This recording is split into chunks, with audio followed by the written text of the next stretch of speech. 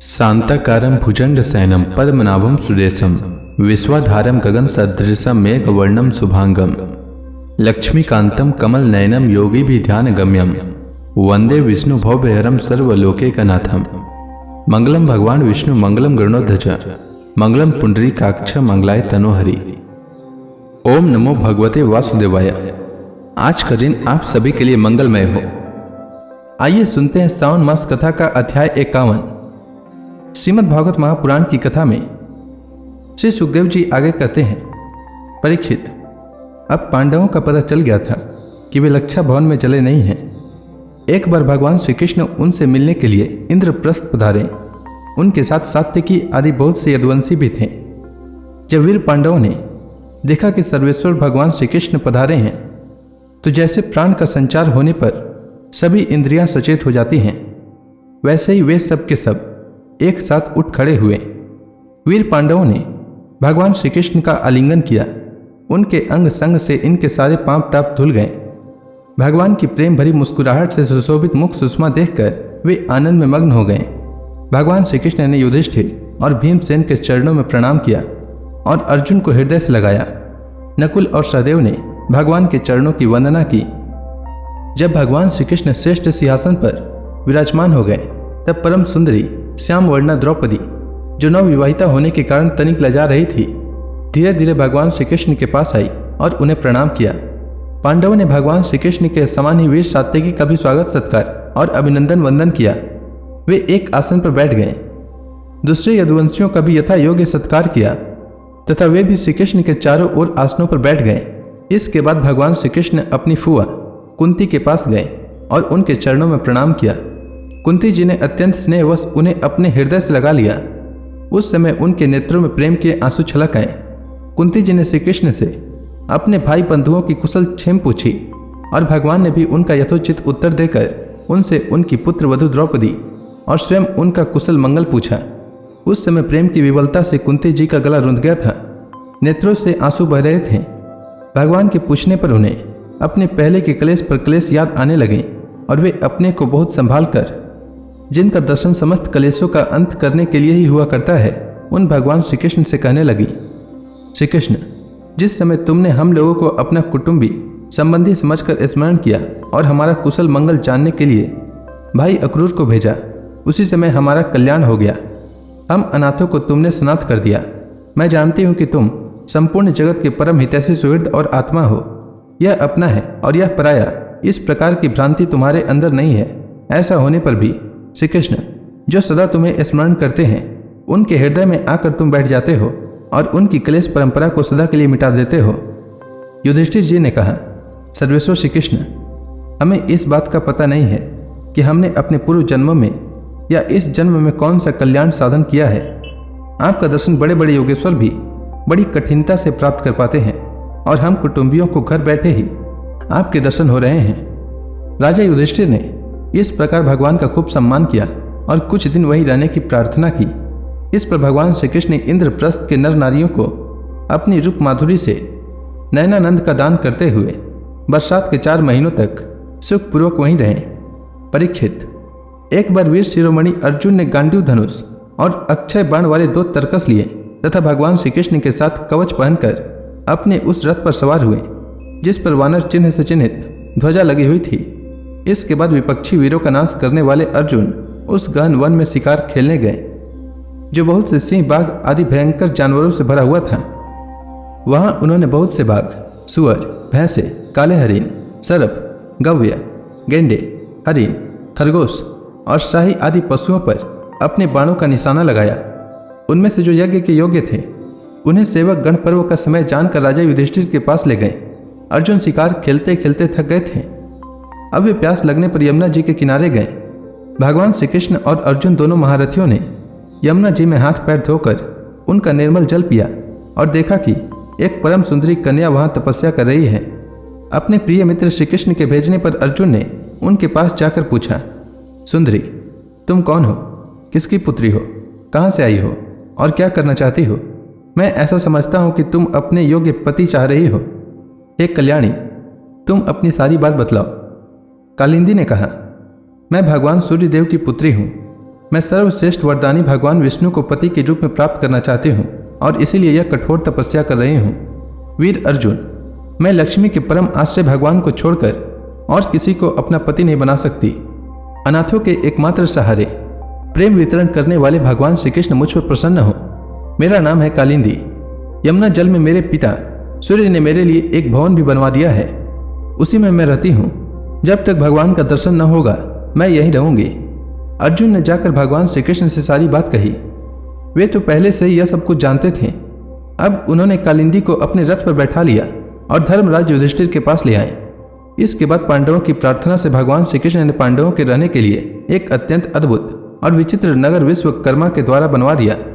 भगवान इस बार पांडवों को आनंद देने और उनका हित करने के लिए वहां बहुत दिनों तक रहे। इसी बीच अग्निदेव को खांडव वन दिलाने के लिए वे अर्जुन के सारथी भी बने। खांडव वन का भोजन मिल जाने से अग्निदेव बहुत प्रसन्न हुए। उन्होंने अर्जुन को गांडीव धनुष, 4 श्वेत घोड़े, 1 रथ, 2 अटूक बाणों वाली तरकस और एक ऐसा कवच दिया जिसे कोई अस्त्र शस्त्रधारी भेद न सके। खांडव दाह के समय अर्जुन ने मैदानों को जलने से बचा लिया था, इसलिए उसने अर्जुन से मित्रता करके उनके लिए एक परम अद्भुत सभा बना दी। उसी सभा में दुर्योधन को जल में स्थल और स्थल में जल का भ्रम हो गया था। कुछ दिनों के बाद भगवान श्री कृष्ण अर्जुन की अनुमति एवं अन्य संबंधियों का अनुमोदन प्राप्त करके सात्विकी आदि के साथ द्वारका लौट आए। वहां आकर उन्होंने विवाह के योग्य ऋतु और ज्योतिष शास्त्र के अनुसार प्रशंसित पवित्र लग्न में कालिंदी जी का पानी ग्रहण किया। इससे उनके स्वजन संबंधियों को परम मंगल और परमानंद की प्राप्ति हुई। अवंती देश के राजा थे विंद और अनुविंद। वे दुर्योधन के वशवर्ती और अनुयायी थे। उनकी बहन मित्रविंदा ने स्वयंवर में भगवान श्री कृष्ण को ही अपना पति बनाना चाहा, परंतु विंद और अनुविंद ने अपनी बहन को रोक दिया। परीक्षित, मित्रविंदा श्री कृष्ण की फुआ राजादी देवी की कन्या थी। भगवान श्री कृष्ण राजाओं की भरी सभा में उसे बलपूर्वक हर ले गए। सब लोग अपना समूह लिए देखते ही रह गए। परीक्षित, कौशल देश के राजा थे नग्नजित। वे अत्यंत धार्मिक थे। उनकी परम सुंदरी कन्या का नाम था सत्या। नग्नजित की पुत्री होने से वह नग्नजिती भी कहलाती थी। परीक्षित, राजा की प्रतिज्ञा के अनुसार 7 दुर्दांत बैलों पर विजय प्राप्त न कर सकने के कारण कोई राजा उस कन्या से विवाह न कर सके, क्योंकि उनके सिंग बड़े तीखे थे और वे बैल किसी वीर पुरुष की गंध भी नहीं सह सकते थे। जब यदुवंश शिरोमणि भगवान श्री कृष्ण ने यह समाचार सुना कि जो पुरुष उन बैलों को जीत लेगा उसे ही सत्या प्राप्त होगी, तब वे बहुत बड़ी सेना लेकर कौशलपुरी यानी अयोध्या पहुंचे। कौशल नरेश महाराज नग्नजित ने बड़ी प्रसन्नता से उनकी अगवानी की और आसन आदि देकर बहुत बड़ी पूजा सामग्री से उनका सत्कार किया। भगवान श्री कृष्ण ने भी उनका बहुत बहुत अभिनंदन किया।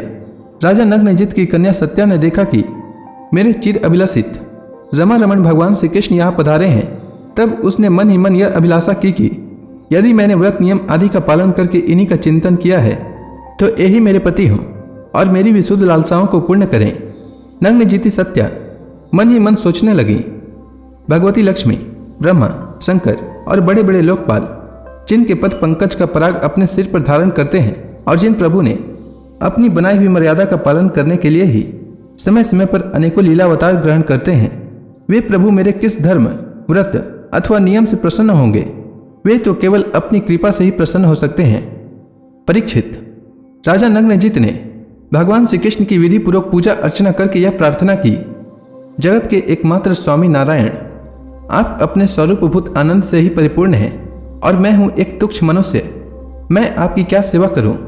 श्री सुखदेव जी कहते हैं, परीक्षित, राजा नग्नजित का दिया हुआ आसन पूजा आदि स्वीकार करके भगवान श्री कृष्ण बहुत संतुष्ट हुए। उन्होंने मुस्कुराते हुए मेघ के समान गंभीर वाणी से कहा। भगवान श्री कृष्ण ने कहा, राजन, जो क्षत्रिय अपने धर्म में स्थित है उसका कुछ भी मांगना उचित नहीं। धर्मज्ञ विद्वानों ने उसके इस कर्म की निंदा की है। फिर भी मैं आपसे सौहार्द का, प्रेम का संबंध स्थापित करने के लिए आपकी कन्या चाहता हूं। हमारे यहाँ इसके बदले में कुछ शुल्क देने की प्रथा नहीं है। राजा नग्नजित ने कहा, प्रभु, आप समस्त गुणों के धाम हैं, एकमात्र आश्रय हैं। आपके वक्ष स्थल पर भगवती लक्ष्मी नित्य निरंतर निवास करती हैं। आपसे बढ़कर कन्या के लिए अभिष्ट वर भला और कौन हो सकता है? परंतु यदुवंश शिरोमणि, हमने पहले ही इस विषय में एक प्रण कर लिया है। कन्या के लिए कौन सा वर उपयुक्त है, उसका बल पौरुष कैसा है, इत्यादि बातें जानने के लिए ही ऐसा किया गया है। वीर श्रेष्ठ श्री कृष्ण, हमारे ये 7 बैल किसी के वश में न आने वाले हैं। इन्होंने बहुत से राजकुमारों के अंगों को खंडित करके उनका उत्साह तोड़ दिया है। श्री कृष्ण, यदि इन्हें अपने वश में कर लें तो लक्ष्मीपति आप ही हमारी कन्या के लिए अभिष्ट वर होंगे। भगवान श्री कृष्ण ने राजा नग्नजित का ऐसा प्रण सुनकर कमर में फेंट कस ली और अपने 7 रूप बनाकर खेल खेल में ही उन बैलों को नाथ लिया। इससे बैलों का घमंड चूर हो गया और उनका बल पौरुष भी जाता रहा। अब भगवान श्री कृष्ण उन्हें रस्सी से बांधकर इस प्रकार खींचने लगे जैसे खेलते समय नन्हा सा बालक काठ के बैलों को घसीटता है। राजा नग्नजित को बड़ा विस्मय हुआ। उन्होंने प्रसन्न होकर भगवान श्री कृष्ण को अपनी कन्या का दान कर दिया और सर्वशक्तिमान भगवान श्री कृष्ण ने भी अपने अनुरूप पत्नी सत्या का विधि पूर्वक पानी ग्रहण किया। रानियों ने देखा कि हमारी कन्या को उसके अत्यंत प्यारे श्री कृष्ण ही पति के रूप में प्राप्त हो गए हैं। उन्हें बड़ा आनंद हुआ और चारों ओर बड़ा भारी उत्सव मनाया जाने लगा। शंख ढोल नगारे बजने लगे, सब और गाना बजाना होने लगा। ब्राह्मण आशीर्वाद देने लगे। सुंदर वस्त्र, पुष्पों के हार और गहनों से सज धज कर नगर के नर नारी आनंद मनाने लगे। राजा नग्नजित ने 10,000 गौवें और 3,000 ऐसी नवयुवती दासियां जो सुंदर वस्त्र और गले में स्वर्ण हार पहने हुए थीं, उन्हें दहेज में दी। इनके साथ ही 9,000 हाथी, 9 लाख रथ, 9 करोड़ घोड़े और 9 अरब सेवक भी दहेज में दी। कौशल नरेश राजा नग्नजित ने कन्या और दामाद को रथ पर चढ़ाकर एक बड़ी सेना के साथ विदा किया। उस समय उनका हृदय वात्सल्य स्नेह के उद्रेक से द्रवित हो रहा था। परीक्षित, यदुवंशियों ने और राजा नग्नजित के बैलों ने पहले बहुत से राजाओं का बल पौरुष धूल में मिला दिया था। जब उन राजाओं ने यह समाचार सुना तब उनसे भगवान श्री कृष्ण की यह विजय सहन न हुई। उन लोगों ने नग्नजिती सत्या को ले जाते समय मार्ग में भगवान श्री कृष्ण को घेर लिया और वे बड़े वेग से उन पर बाणों की वर्षा करने लगे। उस समय पांडव वीर अर्जुन ने अपने मित्र भगवान श्री कृष्ण का प्रिय करने के लिए गांडीव धनुष धारण करके जैसे सिंह छोटे मोटे पशुओं को खदेड़ दे वैसे ही उन नरपतियों को मार पीट कर भगा दिया। तदंतर यदुवंश शिरोमणि देवकी नंदन भगवान श्री कृष्ण उस दहेज और सत्या के साथ द्वारका में आए और वहां रहकर गृहस्थोचित विहार करने लगे। परीक्षित, भगवान श्री कृष्ण की फुआ श्रुत कीर्ति के कई देश में ब्याही गई थी। उनकी कन्या का नाम था भद्रा। उसके भाई संतर्दन आदि ने उसे स्वयं ही भगवान श्री कृष्ण को दे दिया और उन्होंने उसका पानी ग्रहण किया। मध्य प्रदेश के राजा की एक कन्या थी लक्ष्मणा। वह अत्यंत सुलक्षणा थी। जैसे गरुड़ ने स्वर्ग से अमृत का हरण किया था वैसे ही भगवान श्री कृष्ण ने स्वयंवर में अकेले ही उसे हर लिया। परीक्षित, इसी प्रकार भगवान श्री कृष्ण की और भी सहस्त्रों स्त्रियां थी। उन परम सुंदरियों को वे भौमासुर को मारकर उसके बंदी गृह से छुड़ा लाए थे। तो इसी के साथ श्रीमद् भागवत महापुराण में वर्णित भगवान श्री कृष्ण के अन्य नए विवाहों की कथा नामक यह अध्याय समाप्त हुआ। इसके आगे की कथा मैं कल के अध्याय में सुनाऊंगा। तब तक के लिए भगवान हरि का नाम लेते रहें। तो प्रेम से बोली भगवान विष्णु की जय, श्री कृष्ण भगवान की जय, समस्त देवी देवताओं की जय।